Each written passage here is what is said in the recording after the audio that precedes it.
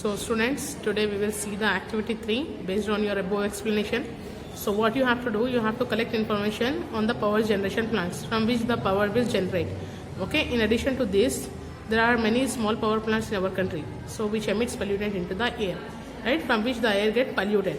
So you have to collect the information on power generation plant found in our country and prepare a table what pollutants are released by this power plant and cause pollution in our country. Okay, so see here, fertilizers and pesticides. Fertilizers and pesticides are used in agriculture. Okay, pesticide to kill the pest, fertilizers for getting the better or good yield. Okay, chemical fertilizer, natural fertilizer, like this.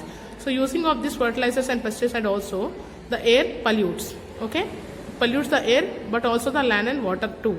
So you have learned that this issue in production of food from plants. So I have not explained you this lesson because this is excluded from your syllabus. So I am saying this, these are the chemicals which used to kill the pest or to getting the good yields. Okay, so you can see here by this smoke, right, pesticide, this will pollute the air and land and water too. Now see here, deforestation. Deforestation means cutting off trees, right? So it is the destruction of forest and wood. So it results in the indigenous forest. Forests now cover only 19% of the earth land surface. Why? Because all the forests are cutting and they're destructing. Okay, so only 19% of earth land is now present in earth. Okay, present on earth. So plant uses carbon dioxide for the process of photosynthesis. You all know that how we use oxygen for our respiration, the plants use carbon dioxide for the process of photosynthesis, right? So due to the lack of forest, the level of carbon dioxide increasing day by day, resulting to global warming.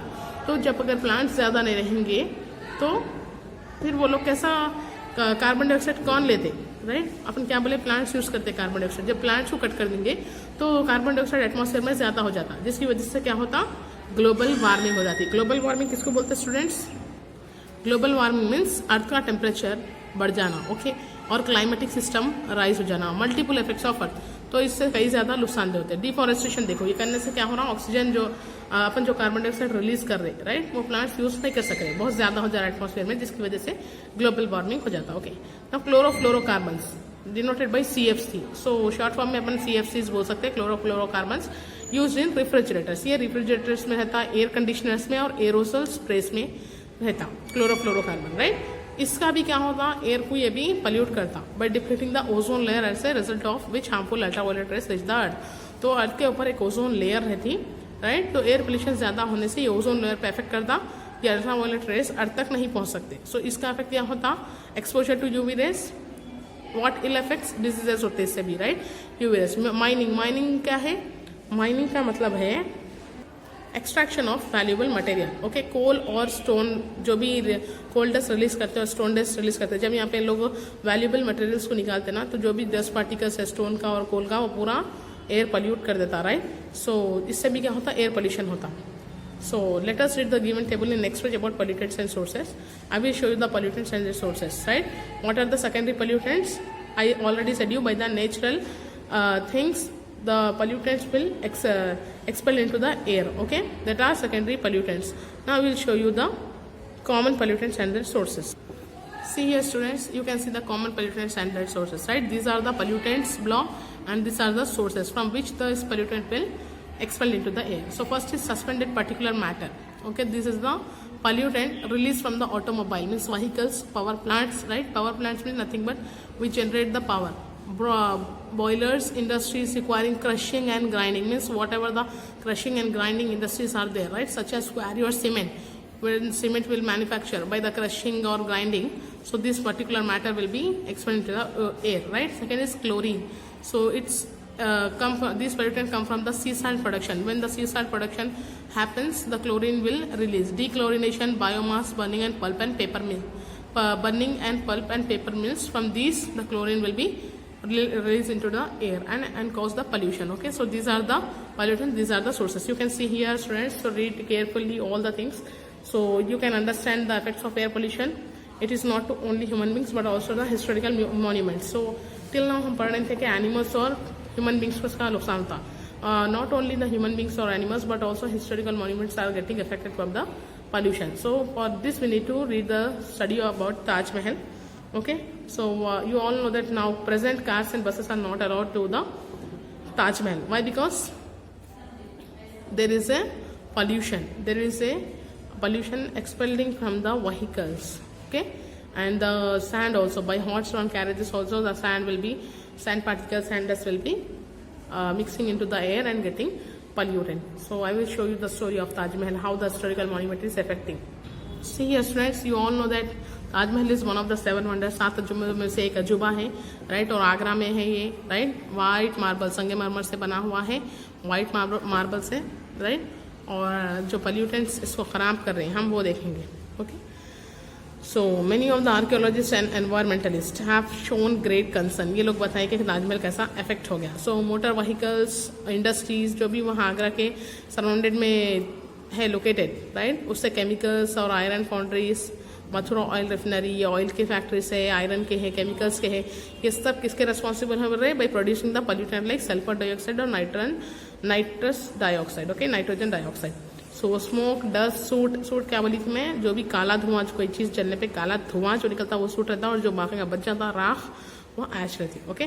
तो ये पूरे responsible है for the pollution of the Taj Mahal, okay, affecting the monument.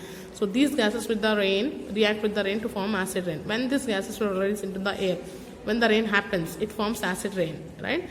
So acid rain corrode the marble of the Taj Mahal. So जब acid rain होती है, chemicals पूरे air में मिल जाने के बाद जो acid rain होती ना, उससे जब इसके ऊपर बारिश होती तब क्या हो जाता बोल रहे इसको, कोरोड, यानी कि जंग कैसा आता वैसा येलोइश कलर का हो जाता है, खराब होना शुरू हो जाता. वाइट मार्बल से बना हुआ है ना, yes, you can see the pollution on the Taj Mahal monument. So has turned the marble from white to yellow. तो white जो था ताजमहल वाइट मार्बल का वो येलोइश में हो गया, किस वजह से? पोल्यूशन की वजह से, ओके. सो इसको नज़र में रखते हुए क्या करे, सुप्रीम कोर्ट इंडिया सजेस्ट करे कि ताजमहल में जो है ऐसा गाड़ियाँ खरीद नहीं जाना बोल के, ओके. कुछ यहाँ पे सजेशन से देखो, switch over to cleaner fuel like CNG and LPG, ये चीज़ें बंद कर दो बोले. Use unleaded petrol in vicinity of Taj Mahal, unleaded petrol use करना बोले, उसके करीब भी जो जा रहे हैं, ओके. अनलेडेड पेट्रोल क्या है? गैसोलीन है, गैस इनकी. Shift polluting industries to the outside of Agra city, जो भी पोल्यूटिंग इंडस्ट्रीज है वहाँ पे, जैसे ऑयल रिफिनरी हम बोले, आयरन इंडस्ट्री, वो पूरे आगरा सिटी से दूर कर दो बोल रहे, okay. So you can see Bhopal unforgettable human symbol, तो जो लोगों से हो गई गलती भोपाल की, वो इंसिडेंट यहाँ पे आप लोग को दिए. कैसा हुआ देखो, industries are the symbol of development. Industries का मतलब डेवलपमेंट है बोल के बोल रहे हैं यहाँ पे, यानी कि कोई भी इंडस्ट्री बनी तो एक डेवलपमेंट में आती बोल के बोल रहे हैं. अदर साइड क्या है, ये बहुत ज़्यादा मतलब सेफ्टी मेजर्स भी इसको लेना पड़ता, और अगर रेस्पॉन्सिबिलिटी हो गई तो नुकसान भी उठाना पड़ता, okay. So responsibility of emitting pollutants, जो पोल्यूटेंट्स एमिट होते तो यानी कि जो पोल्यूटेंट्स एयर में आ जा रहे हैं उसको कैसा रोकना है. तो एक इंसिडेंट हुआ था यहाँ पे देखिए, ऑन 2 दिसंबर 1984 अबाउट 3000 ह्यूमन बींग्स डाइड. 2 दिसंबर 1984 में 3000 ह्यूमन बींग्स मर गए थे, 5000 पैरालाइज हो गए थे, राइट, और thousands of cattle, animals, birds, dog, cat भी एक ही रात में पूरे मर गए थे. इतने सारा जो भी एनिमल्स हैं, ह्यूमन बींग्स है, राइट, और पैरालाइज हो गए थे कितने लोग भोपाल में 2 दिसंबर 1984 में, right. This mass death was due to the leakage of methylene isocyanate. ये साइनेट जो है ना पॉइजन रहता, साइनाइड, तो ये मिथाइल आइसोसाइनाइड गैस रिलीज हो गई थी एयर में इंसेक्टिसाइड फैक्ट्री से, राइट. इंसेक्टिसाइड फैक्ट्री थी वहाँ पर एक भोपाल में, जिससे मिथाइल आइसोसाइनेट रिलीज हो गई थी, right. Thousands of lives helplessly crushed under the cruel fruit of human activity. This is the unforgettable industrial tragedy towards air pollution.